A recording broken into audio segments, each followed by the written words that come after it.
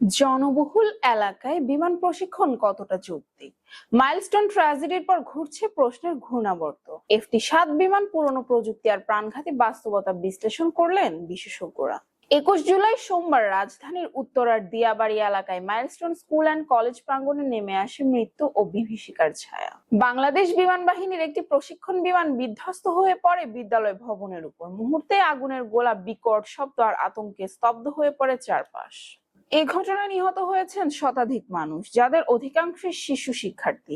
আহত হয়েছেন আরো বহুজন। কয়েকজনের অবস্থা এখনো আশঙ্কাজনক। এমন হৃদয় বিদারক ঘটনার পর সামাজিক যোগাযোগ মাধ্যম সহ বিভিন্ন মহলে ঘুরপাক খাচ্ছে একাধিক গুরুত্বপূর্ণ প্রশ্ন। কেন জনবহুল এলাকায় প্রশিক্ষণ বিমান? এ বিষয়ে অবসরপ্রাপ্ত এয়ার কমোডর ইসফাক এলাহি চৌধুরী বলেন, প্রশিক্ষণের জন্য নির্ধারিত এলাকা থাকলেও বিমানগুলোকে টেক অফ ও ল্যান্ডিং এর জন্য ঢাকা বিমানবন্দরের রানওয়ে ব্যবহার করতে হয়। এই রানওয়ে ঘিরেই রয়েছে উত্তরার মতো ঘনবসতিপূর্ণ এলাকা। তিনি বলেন, এই এয়ারপোর্ট যখন তৈরি হয় তখন ছিল একেবারে ফাঁকা এলাকা, কিন্তু যখন সেটা শহরের প্রাণ কেন্দ্রে পরিণত হয়েছে, দুর্ঘটনার ঝুঁকি তাই কয়েক গুণ বেড়ে গিয়েছে। জনবহুল এলাকায় ফ্লাইং কি প্রশিক্ষণের অংশ? না, জোর দিয়ে বলেন ইসফাক এলাহি। প্রশিক্ষণের জন্য নির্দিষ্ট এলাকা থাকে। মধুপুর, ময়মনসিংহ, ঘাটাইলে সাধারণত ট্রেনিং ফ্লাই হয়, কিন্তু টেক অফ ও ল্যান্ডিং ঢাকা থেকেই করতে হয়। তিনি আরো বলেন, এই দুর্ঘটনাটি ল্যান্ডিং এর সময় ঘটেছে, তখন প্রশিক্ষণ চলছিল না, বরং পাইলট ফিরে আসছিলেন। পুরনো মডেলের বিমান কেন ব্যবহৃত হচ্ছে? দুর্ঘটনা কবলিত বিমানটি ছিল F-7, যা রাশিয়ার MiG-21 এর চীনা সংস্করণ F-7 এর ট্রেইনার ভার্সন। বিমানটি প্রথম আকাশে ওড়ে 1966 সালে।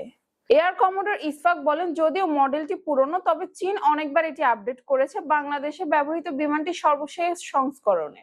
তবে এভিয়েশন বিশেষজ্ঞ কাজী ওয়াহিদুল আলম মনে করেন, এই বিমানের সেফটি স্ট্যান্ডার্ড গড়পড়তার নিচে। বিশ্বের অনেক দেশ থেকে এটি ফেজ আউট করা হয়েছে। আমারও এই বিষয়ে ভাবা উচিত। নতুন বিমানবন্দরের প্রয়োজনীয়তা বিশেষজ্ঞরা একমত। শাহজালাল আন্তর্জাতিক বিমানবন্দর জনবহুল এলাকার মাঝে অবস্থিত হওয়ায় যে কোনো সময় দুর্ঘটনার মারাত্মক রূপ নিতে পারে। কাজী ওয়াহিদুল আলম জানান, অতীতে নতুন বিমানবন্দরের জন্য সাইট খোঁজা হলেও রাজনৈতিক ও স্থানীয় বিরোধিতায় তা বাস্তবায়ন হয়নি। এখন সময় এসেছে রাষ্ট্রীয় স্বার্থে নতুন ও নিরাপদ লোকেশনে বিমানবন্দর স্থাপনের বিষয়ে দ্রুত সিদ্ধান্ত নেওয়া। দুর্ঘটনার কারণ কি? বিমান বাহিনীর সাবেক কর্মকর্তাদের মতে, বিমান উড়ানোর আগে নিয়মিত চেক হলেও দুর্ঘটনা ঘটতে পারে। সম্ভাব্য কারণের মধ্যে আছে যান্ত্রিক ত্রুটি বা বৈদ্যুতিক ত্রুটি, মানবিক ভুল, খারাপ আবহাওয়া, বার্ড হিট, মেইনটেনেন্স জনিত সমস্যা।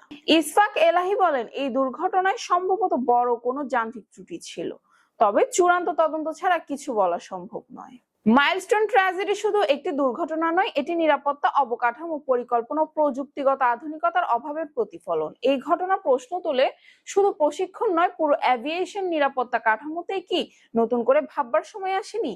জবাব এখন রাষ্ট্র ও নীতি নির্ধারকদের কাছে, যাতে আরেকটি শিশুর মৃত্যু দেখতে চায় না।